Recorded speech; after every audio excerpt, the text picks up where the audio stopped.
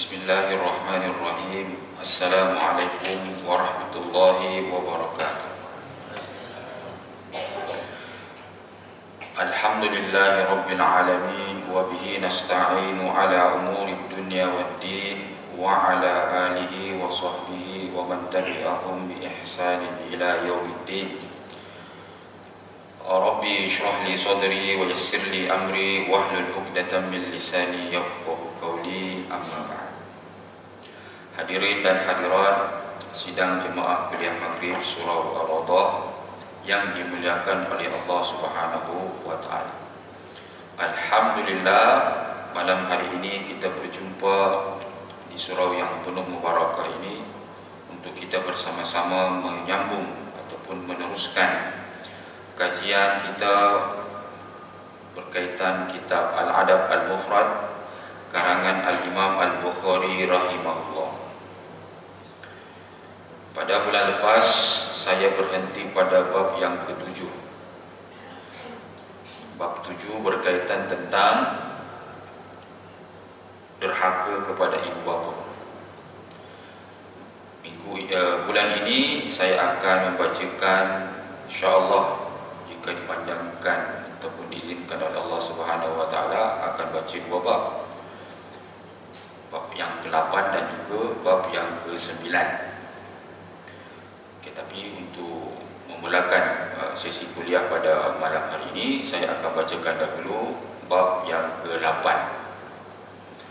Bab ke-8 ini bertajuk La'anallahu man la'ana walidayhi. Allah Subhanahu wa taala melaknat sesiapa yang melaknat ibu bapanya. Itu tajuk bab dia. Imam Al-Bukhari rahimahullah memasukkan satu buah hadis di dalam bab yang ke-8 ini, yaitu hadis bernombor 17. InsyaAllah ini akan kita baca dan saya akan syarah hadis ini, dan insyaAllah ketika ada masa saya akan menyambung pada bab yang seterusnya, yaitu bab yang ke-9 insyaAllah. Bismillahirrahmanirrahim. Allahumma salli wa sallim ala Sayyidina Muhammad wa ala ali Sayyidina Muhammad. Kitab Al-Adab Al-Mufrad karangan Imam Al-Bukhari rahimahullah, bab yang ke-8, bab la'anallah man la'ana walidayhi. Bab berkaitan laknat Allah Subhanahu wa taala kepada sesiapa yang melaknat ibu bapanya. Hadis nombor 17.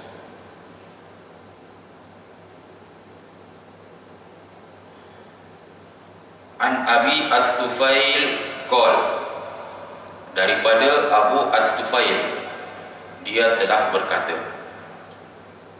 Su'ila Aliyun, Ali bin Abi Talib radhiyallahu an telah ditanya, hal khassakumun nabiyyu sallallahu alaihi wasallam bi syai'in, adakah baginda Nabi sallallahu alaihi wasallam telah mengkhaskan, mengkhususkan kepadamu sesuatu, lam yakhussa bihin nas kaffah, yang mana pengkhususan itu tidak diberikan kepada manusia yang lain. Adakah baginda Rasul pernah mengkhususkan kepada kamu satu perkara, maksudnya sini satu amalan, yang mana amalan tersebut tidak diwariskan, tidak diberikan, tidak diinformasikan, tidak diberitahukan kepada orang lain, diberikan kepada kebanyakan orang. Itu soalan dia. Qal, maka Ali bin Abi Talib radhiyallahu anhu menjawab, ma khassana Rasulullah sallallahu alaihi wasallam bi syai'in lam yakhussa bihi nas. Maknanya dia menafikan. Tak ada. Ma khassana, tak ada apa yang dikhaskan kepada kami oleh baginda Rasulullah sallallahu alaihi wasallam bi syai'in, terhadap sesuatu ataupun terhadap amalan, perbuatan yang mana sesuatu itu ataupun perbuatan tersebut, amalan tersebut lam yakhussa bihin nas, manusia yang lain pun tidak diberikan. Jadi saya tidak pernah diberikan sesuatu amalan, tidak pernah diberikan satu wasiat, nasihat, yang mana nasihat ataupun wasiat itu perlu saya sahaja yang perlu amalkan, orang lain tak pernah, kata dia. Illa, melainkan, kata Ali bin Abi Thalib, illa, melainkan ma fi qirabis sayfi, melainkan apa yang terdapat dalam sarung pedangku ini. Melainkan apa yang terdapat pada sarung pedangku ini. Thumma akhraja sahifatan, kemudian dia hunuskan ataupun dia keluarkan pedangnya itu daripada sarungnya, maka ada sahifah, ada kertas ataupun ada lembaran.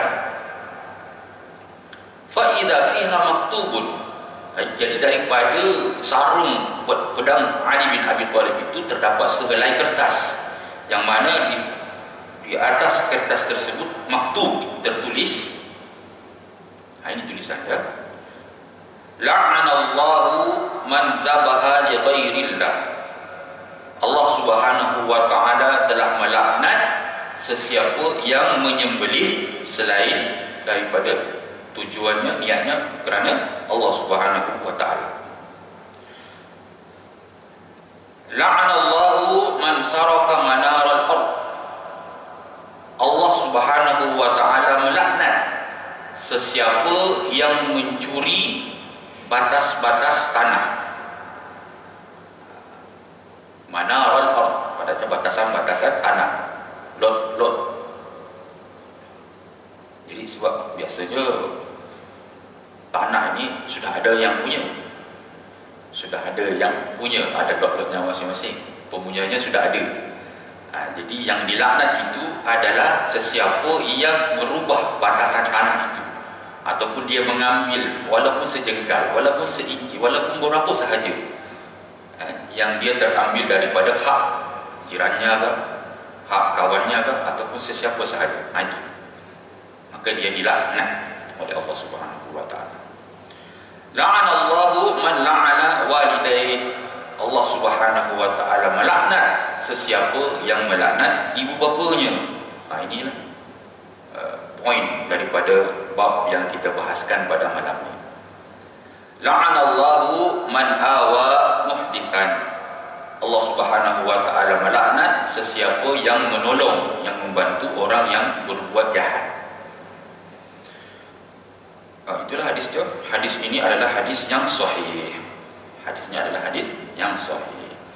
Jadi tuan-tuan yang dikasihi oleh Allah Subhanahu wa ta'ala, jadi daripada bacaan kita, pendengaran kita daripada matan hadis yang dibacakan sebentar tadi, dapatlah kita memahami sedikit di sini sepintas lalu bahawa Ali bin Abi Thalib radhiyallahu anhu ini adalah merupakan orang yang salah seorang daripada keluarga dan juga sahabat daripada Rasulullah SAW yang terdekat. Bahkan Ali bin Abi Thalib ini adalah merupakan menantu kepada baginda Rasulullah SAW, kerana beliau menikahi anak Rasulullah SAW, putri Rasulullah SAW, iaitu Fatimah binti Muhammad sallallahu alaihi wasallam. Bahkan Ali bin Abi Thalib ini, sebagaimana yang kita ketahui, adalah merupakan orang yang pertama memeluk agama Islam daripada kalangan kanak-kanak. Dan Ali bin Abi Thalib juga ini adalah merupakan Khalifah Ar-Rashidin yang keempat. Jadi mempunyai kedudukan yang sangat istimewa di sisi Rasulullah SAW. Jadi tidak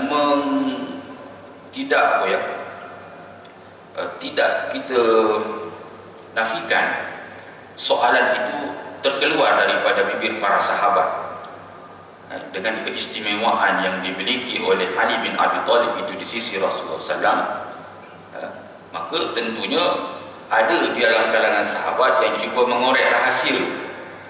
Mungkin ada yang menjadi petua, amalan-amalan yang dikhaskan, yang diberikan, yang diturunkan oleh Rasulullah SAW hanya kepada Ali bin Abi Thalib dan tidak diajarkan kepada sekalian manusia ataupun sekalian sahabat ataupun umat Islam ketika itu.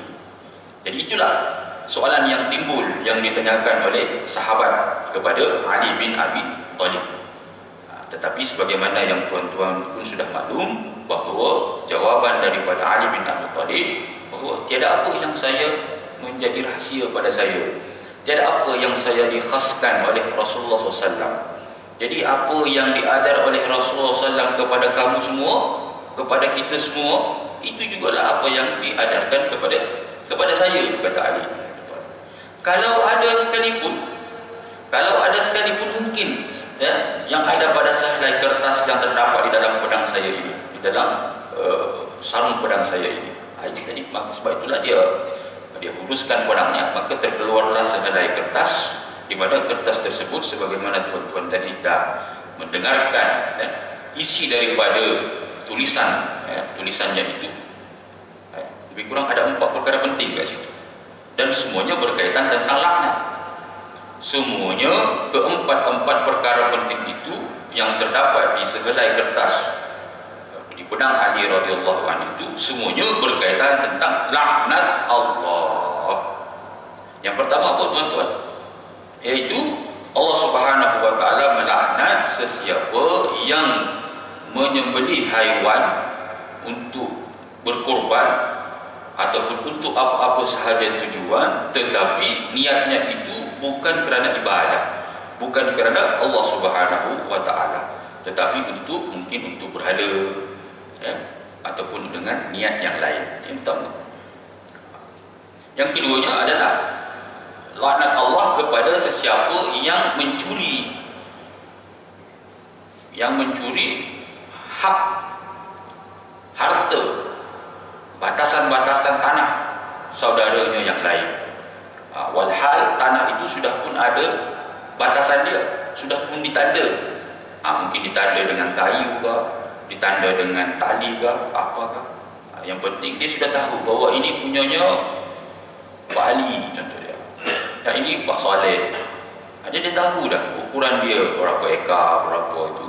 Tetapi dia menyalahgunakan ataupun dia cuba untuk menghidupkan tanah tersebut tanpa seizin yang punya. Itu juga mungkin dia tengok keadaan tanah itu terbiar aja, jadi dia pun berinisiatif untuk cuba nak menghidupkan tanah yang mati tadi itu, yang sudah tidak berkembang tadi itu. Yang itu pun salah kalau tidak meminta izin kepada yang punyanya. Kalau kita tahu, kita kenal. Tapi kalau kita tak kenal, tak apalah. Dengan niat, kalau nanti diminta untuk dihalaukan, maknanya suruh tutup balik semula apa tu, kita kena reda lah, sebab memang bukan hak kita. Kita kena standby macam tu. Jadi jangan pula nanti bila datang tuannya, kita pula macam kita lah yang punyanya, kan gitu. La'anallahu man la'ana walidayh, dan juga laknat Allah kepada sesiapa yang melaknat ibu bapanya. Ini perkara yang pelik, perkara yang pelik dalam kalangan sahabat, bahkan mungkin dalam kalangan kita mungkin agak pelik. Pelik apa? Pelik kerana siapa yang nak melaknat ayah bunda ni? Adakah yang memaki ayah maknya ni, ayah ibunya?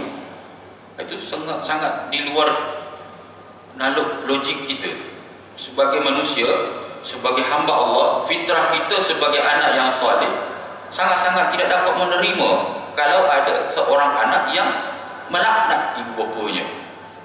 Memang tidak masuk dengan di akal kita. Dan yang terakhir adalah Allah melaknat sesiapa yang melindungi penyangap, penjahat, melindungi pendosa, walaupun itu adalah ahli keluarganya. Dan biasanya memang macam tu. Biasanya macam tu, kerana ahli keluarga, maka kita cuba menyorok kejahatan, menyorok si penjahat itu daripada diketahui oleh orang ramai. Okey. Jadi tuan-tuan yang dikasihi oleh Allah Subhanahu wa taala, laknat Allah, perkara berkaitan laknat ini, kata kuncinya adalah semua perkara yang menyebabkan dosa besar, ataupun sebaliknya, apa sahaja dosa besar pasti menyebabkan laknat Allah Subhanahu wa taala dan juga Rasulnya. Dan di dalam kertas, kalau tuan-tuan perasan, berulang 4 kali perkataan la'anallah, la'anallah. Setiap dia nak masuk kepada poin yang setiap poin tu dia akan sebut la'anallah, la'anallah man zabaha li ghairillah. Apa? Yang kedua pula la'anallah, dia ulang lagi la'anallah, la'anallah, la'anallah, sampailah 4 kali. Ini menunjukkan bahawa keempat-empat perkara yang terdapat di dalam secari kertas ini adalah sesuatu perkara yang penting. Sebab itu dia diulang-ulang. Mustahil ada perkara yang diulang-ulang itu tidak penting. Sebab kerana pentingnya lah kita ulang-ulang. Sebab kerana pentingnya, beri pentingnya, maka dia perkara itu diulang. Kalau tidak terlalu penting, tidak perlu diulang. Tidak perlu diulang. Dilarang merokok. Dilarang merokok. Di mana-mana kedai kita tengok dilarang merokok. Ulang-ulang kali disebutkan benda itu. Itu menunjukkan bahawa perkara itu penting untuk kita elakkan. Jadi gitu. Jadi apa sahaja perkataan, perbuatan yang diulang-ulang menunjukkan perkara tersebut adalah penting, sebagaimana yang terkandung di dalam matan hadis ini. Orang yang dilaknat oleh Allah Subhanahu wa taala, tuan-tuan dan puan-puan yang dikasihi oleh Allah Subhanahu wa taala, mereka ini adalah orang yang jauh daripada kasih dan rahmat Allah Subhanahu wa taala. Sedangkan kita ini sebagai manusia, sebagai insan yang biasa, dengan umur yang taklah berapa panjang manapun jika dibandingkan dengan umur-umur umat-umat yang terdahulu. Dengan umur kita yang singkat itu pun mungkin ibadah kita ini mungkin cuma suku sahaja. Itu pun kalau kita fokus suku sahaja daripada kurniaan umur kita ini yang kita gunakan untuk beribadah pada Allah Subhanahu wa taala. Daripada suku itu mungkin ada suku lagi yang mungkin kita itu ikhlas, betul-betul kita ikhlas. Itu pun kalau ada. Itu pun kalau ada. Jadi daripada sedikitnya amalan ibadah yang kita miliki itu, tentu sangat-sangatlah tidak berbaloi kalau kita mahukan syurga Allah Subhanahu wa taala. Sebab syurga ini sangat-sangat mahal. Sangat-sangat mahal. Jadi apakah dia yang mampu menyeimbang, memberikan penyeimbang dengan amalan ibadah kita yang tak seberapa banyak dan tak seberapa berkualiti itu, dengan kita mahukan kenikmatan surgawi dengan rahmat Allah Subhanahu wa taala? Jawabannya adalah kita perlukan rahmat Allah Subhanahu wa taala. Pancaran kasih, sinar rahmat kasih sayang Allah Subhanahu wa taala itulah yang kita perlukan. Nah, orang yang dilaknat oleh Allah Subhanahu wa taala ini tidak akan mendapatkan rahmat Allah Subhanahu wa taala. Tuan-tuan yang dikasihi oleh Allah Subhanahu wa taala, kalau yang melaknat itu Allah, maka insan, objek yang dilaknat itu adalah mereka ini yang jauh daripada rahmat Allah Subhanahu wa taala. Kalau yang melaknat itu Rasulullah atau manusia lain, kadang-kadang kita pun saling melaknat juga nih, antara manusia yang satu dengan manusia yang lain. Seumpama tadi kat sini anak melaknat ibu bapanya. Jadi kalau yang melaknat itu adalah Rasulullah SAW ataupun manusia secara amnya, maka laknat itu bermaksud doa buruk, doa yang negatif, ataupun celaan,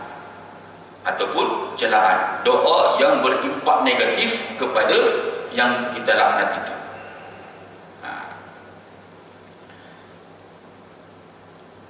Sebagai contoh, ya, sebagai contoh orang yang meminum arak. Orang yang meminum arak ini dilaknat oleh Rasulullah SAW. Jadi maksud daripada laknat daripada Rasulullah SAW itu adalah merupakan celaan, makian, hinaan kepada si pengambil arak. Rasulullah SAW bersabda, la'ana Rasulullah SAW fil khamr asyara. Ada 10 golongan yang dilaknat oleh Rasulullah SAW disebabkan arak. Dek, kerana arak ada 10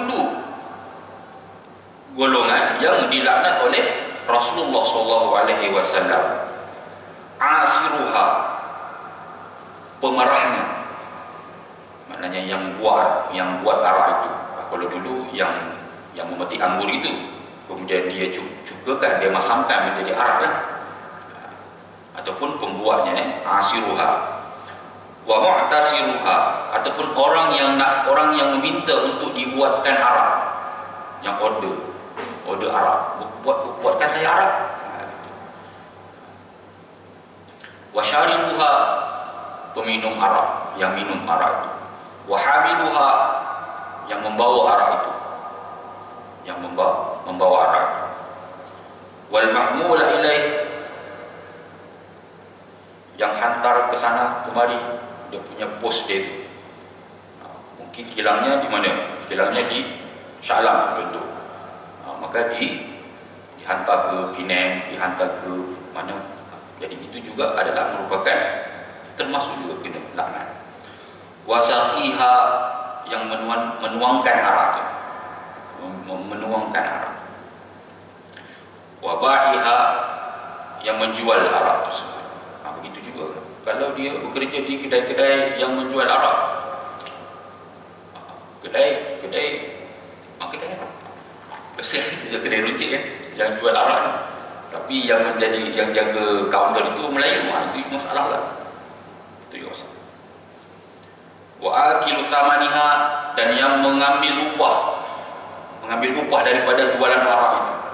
Wal mushtari laha, yang membeli arak. Wal mustaralah, dan meminta untuk dibelikan arak. 10. Semua mulai pada S sampai Z yang mengelilingi semua yang berkaitan dengan arak itu, semua dilaknat oleh Rasulullah SAW. Itu contohnya. Atau juga orang yang menerima suap. Dalam hadis yang lain, hadis yang sahih, bahawa orang yang memberi suap dan menerima suap juga dilaknat oleh Rasulullah SAW. La'ana Rasulullah SAW ar-rashi wal murtashi, yang memberi rasuah dan yang menerima rasuah dilaknat oleh Rasulullah SAW. Lelaki yang menyerupai wanita ataupun wanita yang menyerupai lelaki, itu baru nak menyerupai. Kalau dia sudah pun menukar batang tubuhnya menjadi gender yang lain, itu lagi teruklah.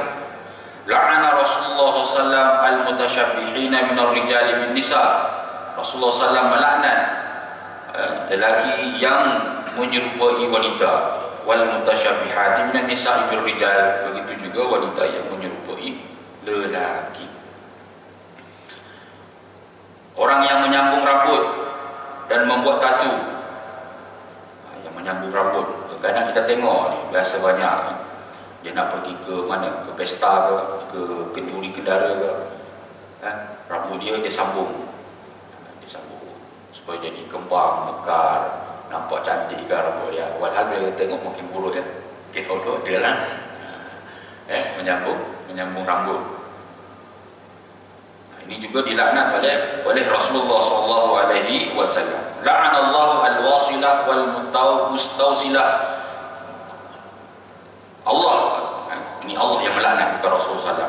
Allah melaknat orang yang menyambung rambutnya dan orang yang meminta disambungkan rambut. Maknanya selul itu, apa tu, yang penyolek tu, apa ni, mandam dia tu lah, apa, yang penyambung rambut tu, yang tukang menyambung rambut tu, itu pun dilaknat sebab dia yang buat kerja-kerja menyambung rambut tu, dan orang yang diminta disambungkan rambut.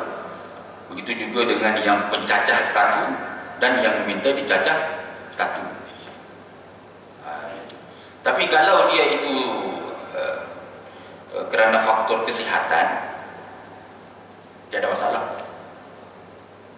Mungkin sebab dia ada penyakit kanser. Bila penyakit kanser ni kadang rambutnya gugur kan, rambut gugur. Jadi kalau dia kesana ke sini, mungkin dia tidak percaya tidak confident lah kalau berjalan dengan rambut yang botak. Ataupun dia juga ni bukan jenis yang suka pakai songkok macam tuan-tuan ni. Kalau terbiasa pakai songkok tak masalah. Masalahnya dia ni dah terbiasa dengan rambut lawanya itu. Jadi maka dia pakai wig lah. Tak ada masalah. Sebab dia menutup malunya, menutup aibnya, untuk kesihatan, tak ada masalah. Tapi kalau ini adalah untuk nak suka-suka, rambutnya lurus tapi dia nak jadi kerinting, maka dia sambung rambut tu menjadi kerinting, ataupun jadi kembang besar macam tu, macam sarang tebuan ada. Itu tak boleh. Inilah beberapa contoh daripada hadis yang sahih di mana Allah Subhanahu Wa Taala dan juga Rasulnya melaknat orang-orang yang melakukan perbuatan-perbuatan yang disebutkan. Kesemua perbuatan yang termaktub di dalam hadis yang saya senaraikan tadi itu semuanya bernilai negatif ataupun makian celaan yang bernilai negatif.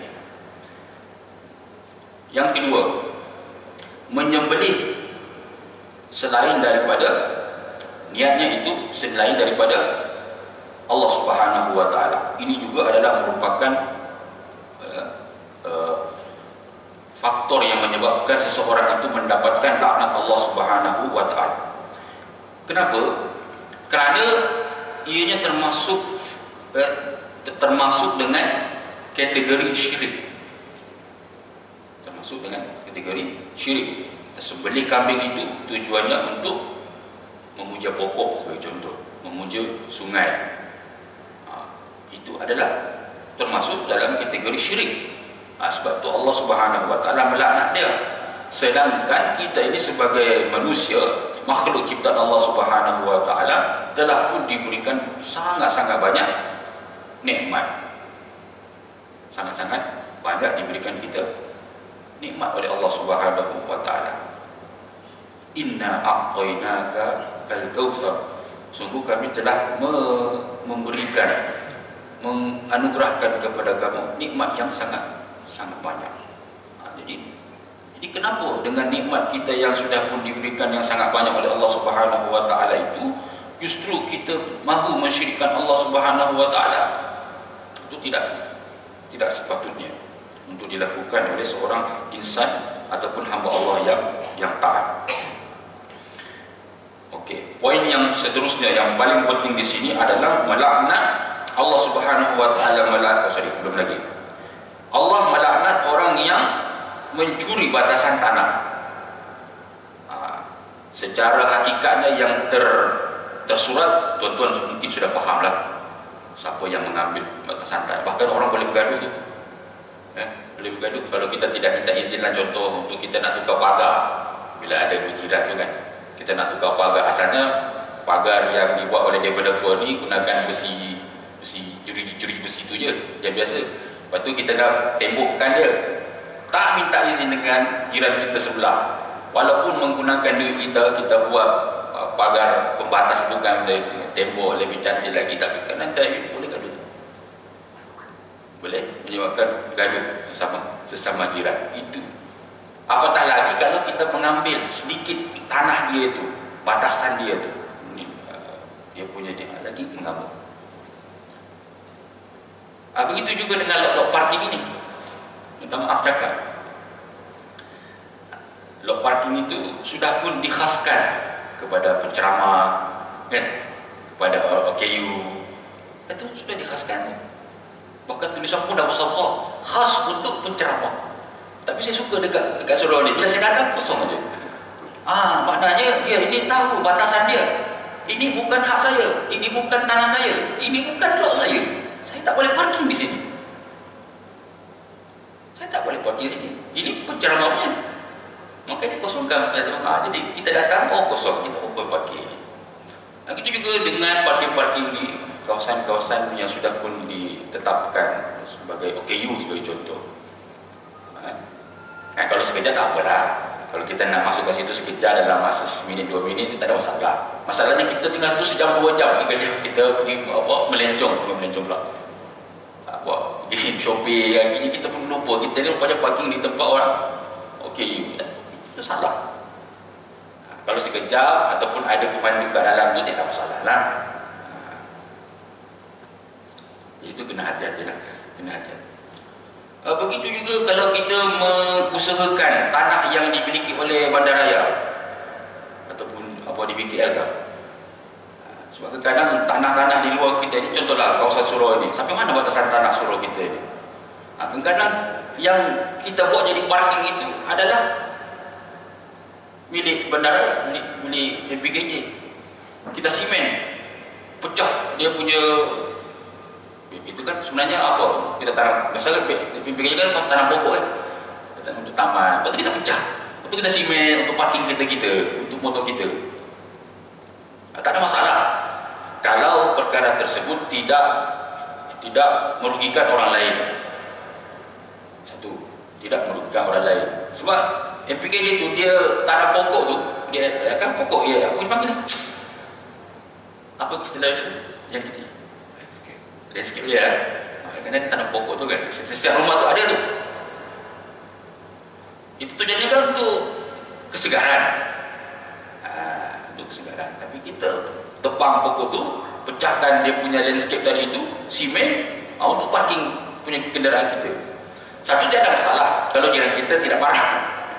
Tapi kalau jiran kita dia komplain kepada bandaraya, saya lagi datang lagi. Itu. Jadi kalau nak buat macam tu, kena bincang dengan dulu. Saya nak ini, kita nak buat apa ni? Kita kongsilah. Nanti kita punya kereta boleh parking kat situ. Okey.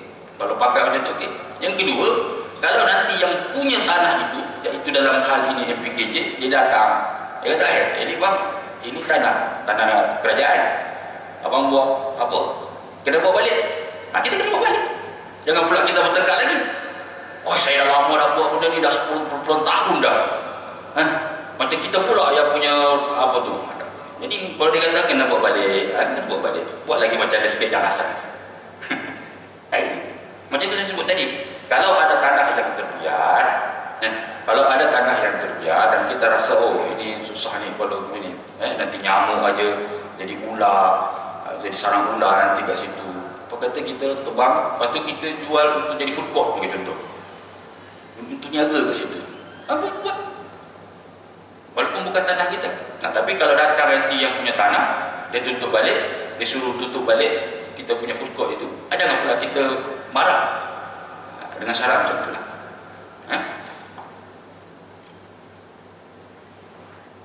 Dan juga Allah Subhanahu wa taala, sebelum itu di sini ada sebuah hadis. Saya juga ada buat satu hadis untuk sokongan daripada hujah yang saya sebutkan sebentar tadi, bahawa orang yang mencuri batasan tanah ini, maka nanti azabnya itu dia akan dikalungkan di lehernya tanah yang dia curi itulah. Tanah yang dia curi itu, batasan tanah yang dia curi itu nanti akan dikalungkan di lehernya pada hari kiamat. Hadisnya ini adalah hadis yang sahih daripada Imam Muslim. An Amr bin Nafil anna Rasulullah sallallahu alaihi wasallam qala, daripada Rasulullah sallallahu telah bersabda, man iqtata'a shibran min al-ard, barang siapa yang mengambil shibran, sejengkal daripada tanah, zulman, secara zalim, maknanya secara dia sedar, dia tahu itu bukan tanah dia, bukan batasan tanah dia, tapi dia ambil. Tuqahullahu iyyahu yaumal qiyamah min sab'i aradin, maka dia nanti itu akan dikalungkan oleh Allah Subhanahu wa taala pada hari kiamat dengan sab'a aradin, 7 petala bumi. Berat tu. Satu bumi pun kita tak tahu berat mana. Ini pun kerusi dia pun tak tahu berat mana. Ini 7 petala bumi. Itu dikalungkan, menunjukkan akan dikalungkan kepadanya itu rantai besi yang sangat-sangatlah berat. Dahulu di zaman Rasulullah SAW ada seorang yang mengambil tanah orang lain. Kemudian apa? Kemudian Rasulullah SAW ketika tahu bahawa dia mengambil tanah orang lain itu dengan secara zalim, maka Rasulullah SAW pun meminta kepada orang yang mengambil tanah tadi itu untuk pulangkan semula apa yang dia sudah ambil tersebut. Faqal, maka Rasulullah SAW pun menjawab, anta mudar, kamu ini betul-betul mudar. Ini maknanya bahaya. Kalau bahasa kita sedap sekali ini, untuk kita nak silap betul kan. Itu bahasa dia. Anta mudar. Dor ini maknanya bahaya. Sebab itu dipanggil modern. Asalnya itu mudar. Bahasa Arab sebenarnya itu. Kemudian di bahasa Inggeriskan ataupun modern. Asalnya itu mudar, bahaya. Zaman moden ini zaman bahaya. Anta mudar, kata Rasulullah SAW. Faqala Rasulullah SAW lil ansari izhab faqla nakhlahu. Jadi tanah yang dia hidupkan tadi itu, tanah yang dia ambil tadi itu, dia tanam untuk jadi kebun kurma. Tanah itu terbiar, dibuat menjadi, dia buat jadi tanam kurma.